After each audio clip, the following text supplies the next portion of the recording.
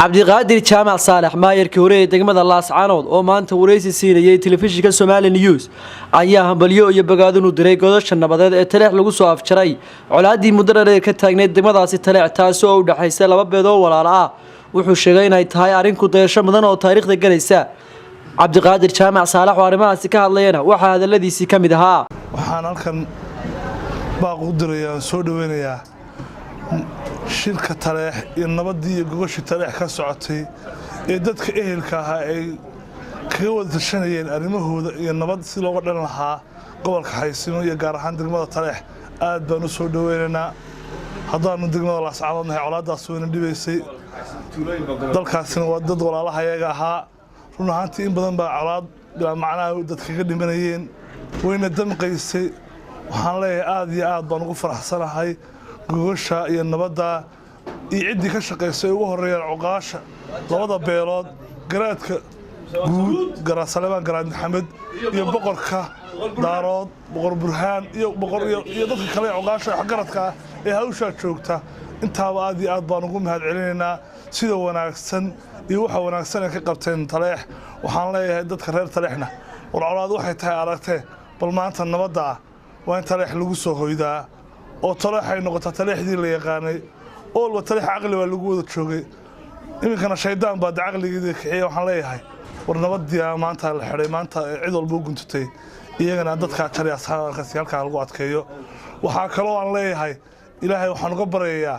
iyaguna labada ardayda koonfurta sool ku dagaalamayay intooduna sidaas leeyahay ku dhamaato baan ilaahay uga barayaa guud ahaan waxaan leeyahay gobolkan iyo mandaqadan dadka ku nool waxaan leeyahay nabad ayaa deeqday insha Allah nabad ha la ogaado cid walbana nabad ha ka shaqeyso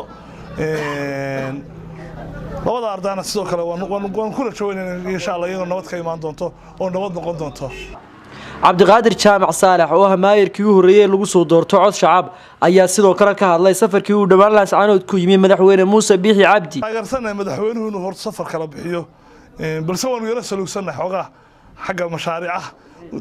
gobolada kale u dhagax dhigay anaga waxaan u dhagax dhigin markii uu naga noqday halka madaxweynaha waanu ka yara saluugsanahayo maadaama safaradu soo wada kala bixiyay gobolkan waxba ma dhagax dhigin madaxweynuhu soo meel dhagax dhigin ka noqday waxaan rajaynayaa insha Allah taala inuu dib ka soo dari doono waxaan rajayn doonaa in 6 kilomitir iyo wax badan oo kale oo fara badan iyo bridge-ka Farxaskulle iyo meelo badan baan rajaynayaa in xukuumaddu insha Allah noo dhagax dhigto waana sugaynaa insha Allah madaxweynuhu inuu bridge-ka Farxaskulle iyo 6 kilomitir oo wadooyina inta uu noo soo horeysiyo oo noo soo qadimo insha Allah rajayn doonaa mashaariicda ugu horeyso oo xukuumad ahaan gobolka u geysan doona insha Allah saan ugu xuslo madaxweyne Siinaye waxaan ku xusnaa jaamacadda halka ka taagan 6 kilomitir oo wada iskuulka caafimaadka maanta dadka neeras ka soo baxaan inta dawladda noo dhistay madaxweynaha waxaan leenahay isla insha Allah waa ka sugeynaa si aan ugu xasuusano waxyaalaha Siinaye ugu xasuusano isla intaas aan leenahay intaas ayaan ku soo kaafinay arrinta nabadda ah